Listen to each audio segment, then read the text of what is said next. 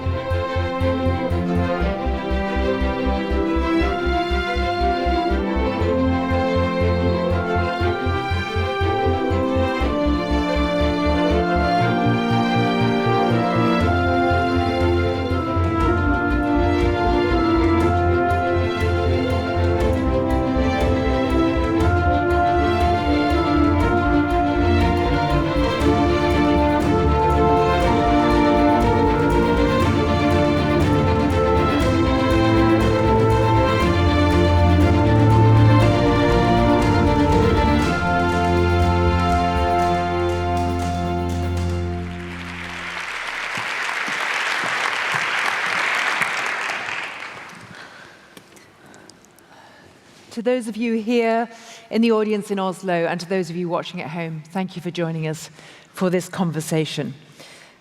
We're going to be talking about Shireen Abu Akleh. On the 11th of May, 2022, she was shot in the head and killed. She was at the Jenin refugee camp in the occupied West Bank, where she was reporting on an arrest raid by the Israeli Defense Forces.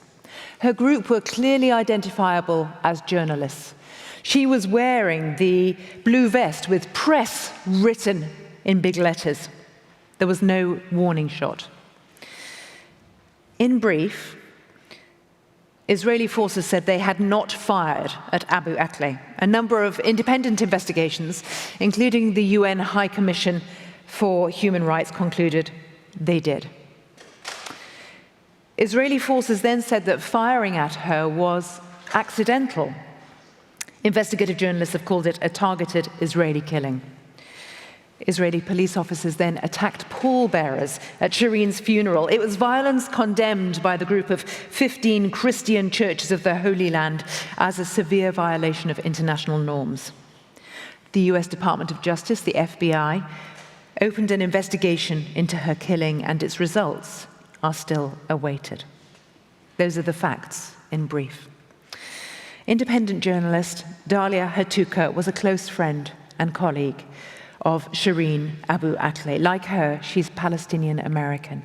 I want us to begin, Dalia, our conversation with Shireen in life. If you were a Palestinian family sitting down to watch the news of an evening, Shireen Abu Akleh comes on screen. What are you seeing? First of all, I want to start off by saying that to tell the story of Shireen is to tell the story of Palestine, which is a story of courage, strength, and resilience in the face of many indignities of living under Israeli occupation. Shireen was known as a lot of things. She was a symbol for many women who came of age in 1997 when Shireen first joined Al Jazeera. She was called a trailblazer, she was called a hero, but above all, she was a journalist, and she was Palestinian through and through. And that's the driving force behind her work, her motivation, her will to tell the stories nobody else wanted to tell. I would say that Shireen was devoted to covering not just the conflict, but she documented so many things, the invasions of Palestinian towns and villages, home demolitions, child incarcerations. She bore witness to Israel's military rule, which many human rights groups and the UN have called an apartheid system, basically a system that favors a set of people over another. The thing about Shireen is that she switched her major from architecture to journalism because, as we saw in the video, she wanted to be closer to the people. She wanted to convey their voice and their message. She was very calm and collected under... You worked with her, didn't you, in the field? Yes, and honestly, it was such a relief to work with her because she was calm and collected. We would be getting shot at or we would be getting tear gassed, and she would not be frantic. She knew how to remain calm. She knew how to keep herself and her team safe. She never put herself or her team in harm's way. She didn't want to be a martyr. She wasn't a diva, even though she was a media darling.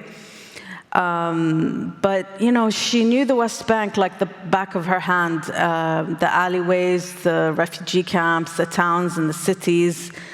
And that's why the day she was killed, it was a horrible day. And I remember that there was something that struck me that day, which was an Israeli military spokesperson said that Shireen and her team were armed,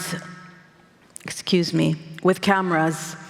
And it was a statement that, to me, revealed that Israeli authorities basically viewed Palestinian journalists who documented human rights violations as a danger. Armed with cameras? Yes. Yeah. You said she knew the alleyways, the refugee camps, the towns, the cities, and from all of those places, people were still to watch her funeral, and the numbers who came out onto the streets for her funeral were immense. Just give us an idea of that, because her funeral became a national moment. Absolutely. Her funeral was unlike anything I've seen since the Second Intifada in 2001 or 2002. When a very beloved Palestinian politician had died and thousands of people gathered and went to Jerusalem. And it was a testament to how well-loved and well-respected she was. Thousands of people came out on the streets. Her casket was taken on the backs of young men and women, and every single town wanted to hold on to her casket, which was draped with a Palestinian flag and her press vest. And the images that day of how Israeli security beat the mourners, beat the pallbearers, and basically snatched every Palestinian flag they could find, even from the hearse. It tore me to pieces. It was like she was killed all over again. And there was so much lack of dignity and respect for her. But to me, it felt like in life as in death, Shireen was bearing witness to these violations that happened on a daily basis. Can we talk more about the bearing witness? Because I want to, in the minutes we've got left, talk to you about the immediate impact for you and others trying to cover the Palestinian story, but also how you've had to perhaps change your practice, what you do, how you think about safety. So in the days afterwards, the shock of this, but then you've got to keep on reporting. Absolutely. In the days after she was killed, I think within 6 days, I must have done 26 or 30 interviews, and I had to float. I had to do what I could to kind of survive, and that was to bury myself in work. But at the same time, as the days went by, I honestly started to be scared. I stopped, I hesitated before going into the field. I started calling friends or leaving WhatsApp messages telling them where I am. I started going with other colleagues into the field if I had to. There was definitely a chilling effect. And do you think that's persisted? Absolutely. Till this day, I mean, there were things that we used to do at the beginning. I would say there's the pre-Shireen killing and the post. And before her killing, we always made sure that if we go to a place where there's a raid or a demonstration and the Israeli forces are there, we would make sure to show ourselves, to stand even next to them so that they know we're there. And now none of us want to do that anymore. We're kind of thinking, oh, it's best not to show that you're a journalist because... And that is such a change because she had the press vest, she had the ID, she had the dual citizenship. None of it saves her. No, it doesn't matter. Ultimately, when you're Palestinian, nothing else trumps that. And the fact that you are American or anything does not give you more rights than anybody else because you're ultimately Palestinian. So you and your colleagues, the journalists, the camera crews, everyone who's trying still to tell these stories, in practical terms, what do you do? I mean, how do you train, or how are things changing? There are a lot of things that we're doing right now.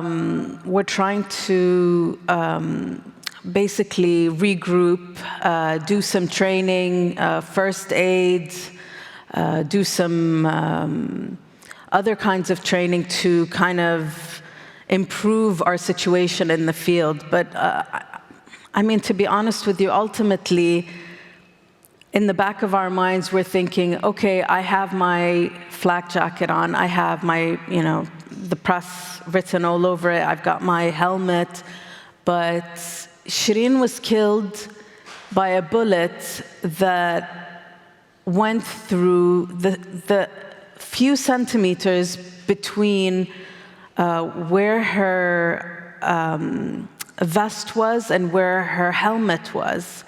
And that's a very precise and deliberate manner in which she was killed. So for us, it's almost like we know that we have a bullseye on our, target on our backs. And it's a very heavy load to carry when you're out in the field. And I should say there's only in the last few weeks, there's been a report out from the Committee to Protect Journalists looking at the killing of Shireen Abu Akleh, which it says is part of a deadly, decades-long pattern. CPJ has documented over 22 years at least 20 journalist killings by members of the IDF. 18 of those were Palestinian. 2 were European foreign correspondents. There were no Israelis. Given those facts, for those who want to be in the field, for those who want to report, you must have fear, and your families have fear for you, more so now than ever.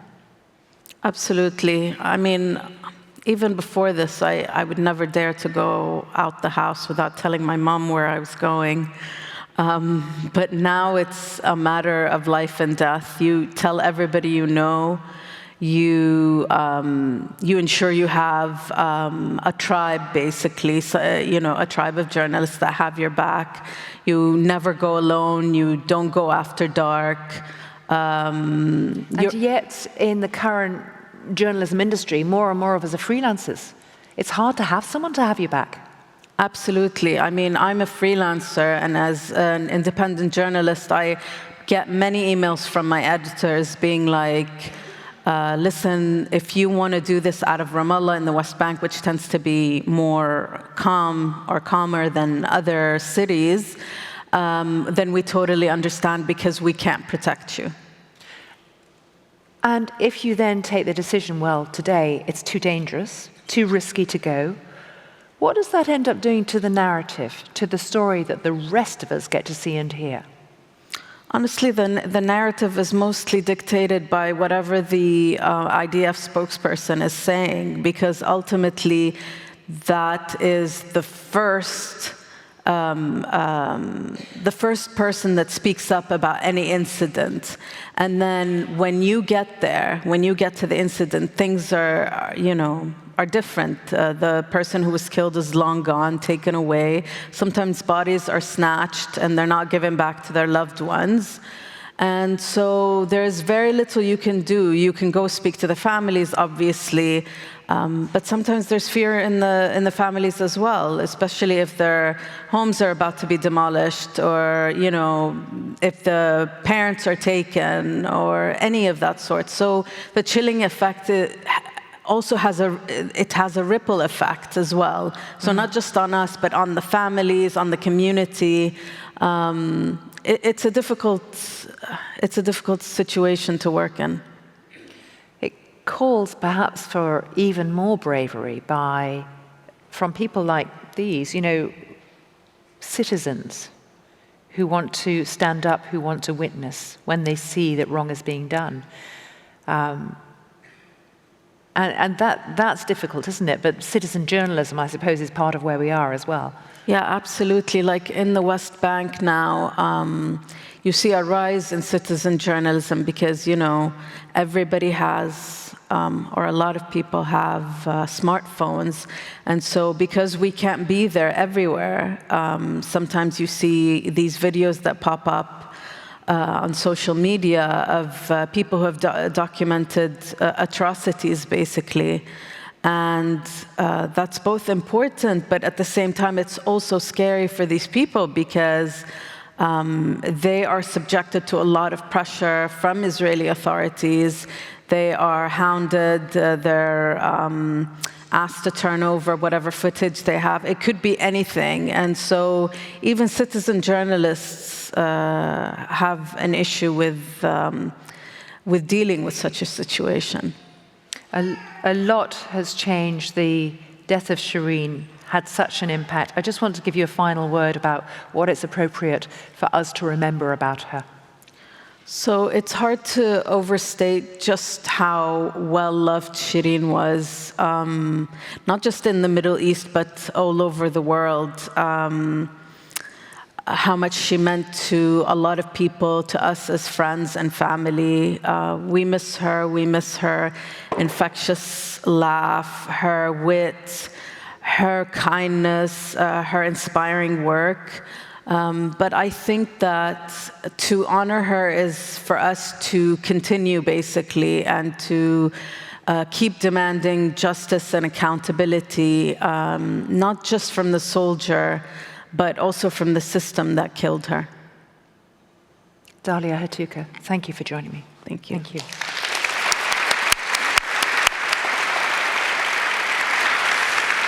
Thank you.